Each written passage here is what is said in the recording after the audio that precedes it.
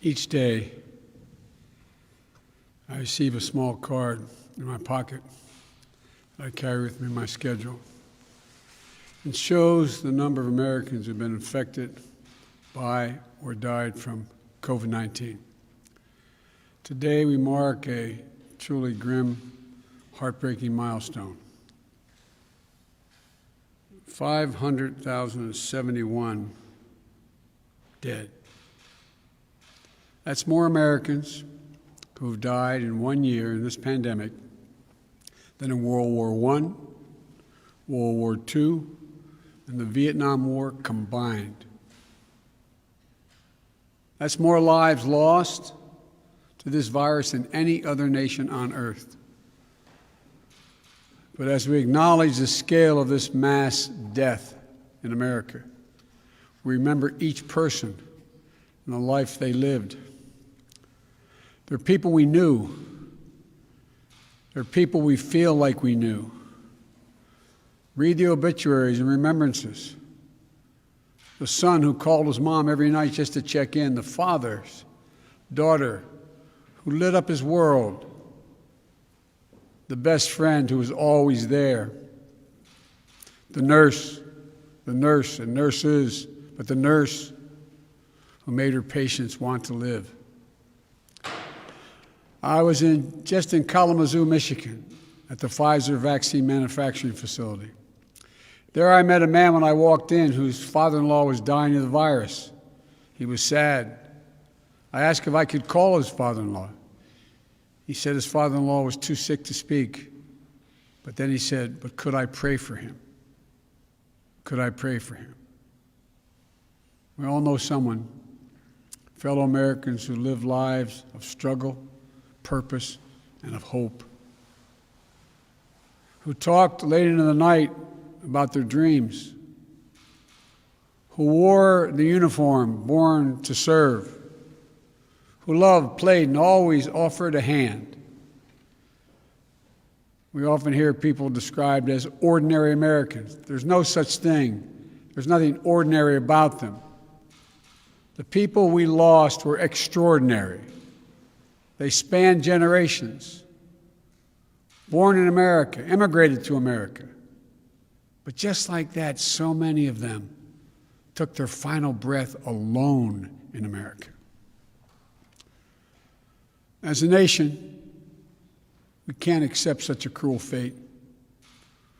While we've been fighting this pandemic for so long, we have to resist becoming numb to the sorrow.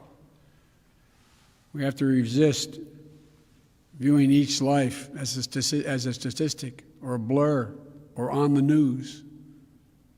We must do so to honor the dead, but equally important, care for the living, those who left behind. For the loved ones left behind, I know all too well. I know what it's like to not be there when it happens. I know what it's like when you are there, holding their hands. There's a look in your eye and they slip away. That black hole in your chest, you feel like you're being sucked into it. The survivor's remorse, the anger, the questions of faith in your soul. For some of you, it's been a year, a month, a week, a day, even an hour.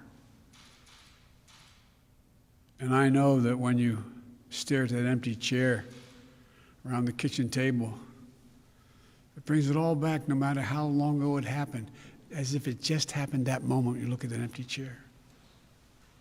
The birthdays, the anniversaries, the holidays without them. And the everyday things, the small things, the tiny things that you miss the most. That scent when you open the closet. That park you go by that you used to stroll in. That movie theater where you met. The morning coffee you shared together. The bend in his smile. The perfect pitch to her laugh. I received a letter from a daughter whose father died of COVID-19 on Easter Sunday last year. She and her children, his grandchildren, and her Lent this season a season of reflection and renewal with heavy hearts. Unable to properly mourn, she asked me in the letter, what was our loss among so many others? Well, that's what has been so cruel. So many of the rituals that help us cope, that help us honor those we loved, haven't been available to us. The final rites with family gathered around, the proper homegoing, showered with stories and love, tribal leaders passing out the final traditions of sacred cultures on sacred lands. As a nation, we cannot and we must not let this go on. That's why the day before my inauguration, at the COVID-19 memorial, at the reflecting pool on the National Mall, I said, to heal, we must remember. I know it's hard, I promise you, I know it's hard, I remember. But that's how you heal, you have to remember. And it's also important to do that as a nation. For those who have lost loved ones, this is what I know. They're never truly gone. They'll always be part of your heart. I know this as well, and it seems unbelievable, but I promise you, the day will come when the memory of the loved one you lost will bring a smile to your lips before a tear to your eye. It will come, I promise you. My prayer for you, though, is that day will come sooner rather than later. And that's when you know you're going to be okay. You're going to be okay. And for me, the way through sorrow and grief is to find purpose. I don't know how many of you lost someone a while ago wondering, is he or she proud of me now? Is this what they want me to do? I know, that's how I feel. And we can find purpose. Purpose worthy of the lives they lived and worthy of the country we love. So today, I ask all Americans to remember. Remember those we lost and those who left behind. But as we all remember, I also ask us to act, to remain vigilant, to stay socially distanced, to mask up, get vaccinated when it's your turn. We must end the politics and misinformation that's divided families, communities, in the country. And it's cost too many lives already. It's not Democrats and Republicans who are dying from the virus. It's our fellow Americans, it's our neighbors, our friends, our mothers, our fathers, our sons, our daughters, husbands, wives. We have to fight this together as one people, as the United States of America. That's the only way we're going to beat this virus, I promise you. The only way to spare more pain and more loss, the only way. These millstones no longer mark our national mourning. These milestones, I should say, no longer mark our national mourning. Let this not be a story of how far we fell, but of how far we climb back up. We can do this. For in this year of profound loss, we've seen profound courage from all of you on the front lines. I know the stress, the trauma, the grief you carry, but you give us hope. You keep us going. You remind us that we do take care of our own, that we leave nobody behind, and that while we've been humbled, we have never given up. We are America. We can and will do this. In just a few minutes, Jill and I, Kamala and Doug, will hold a moment of silence here in the White House, the people's house, your house. We ask you to join us, to remember so we can heal, to find purpose in the work ahead, to show that there is light in the darkness. This nation will smile again. This nation will know sunny days again. This nation will know joy again.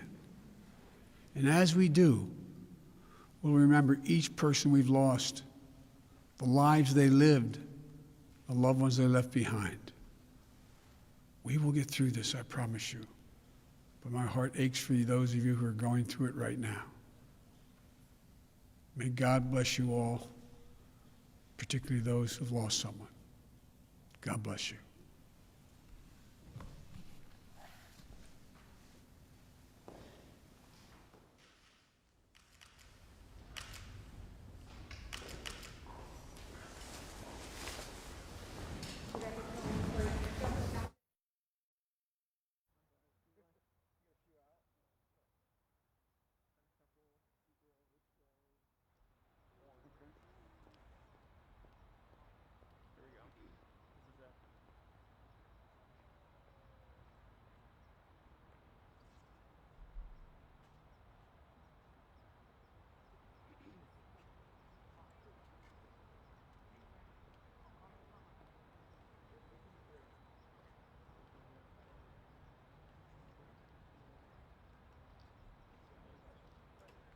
Yes. Because it wasn't working.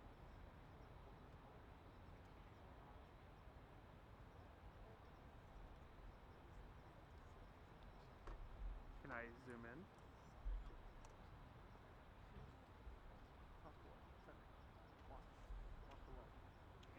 Oh, here they come. Come on, all right.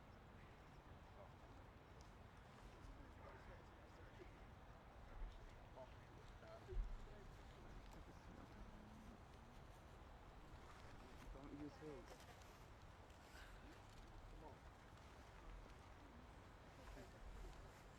Everybody spot? Everybody good? Alright. Yeah, there's room right here. You good? Over here?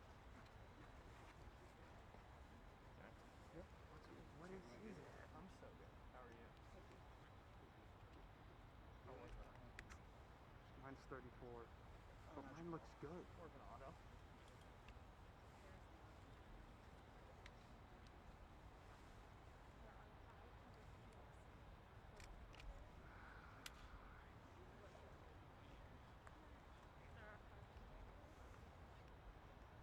This is 4,400. The wide is about good. The wide is good. About 36. Oh, get what you get. Didn't do this before.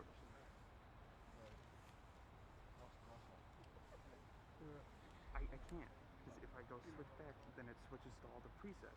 And I don't know what We got the fought presets for are. the first time last night. You got fought for? Kinda. Kinda. We did. Sort of.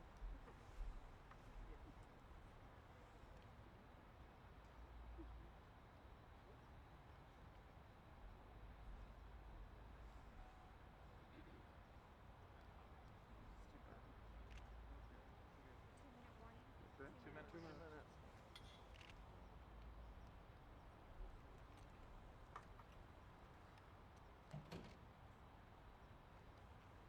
I'm gonna record. Alright, Doug. Yep. Oh yeah.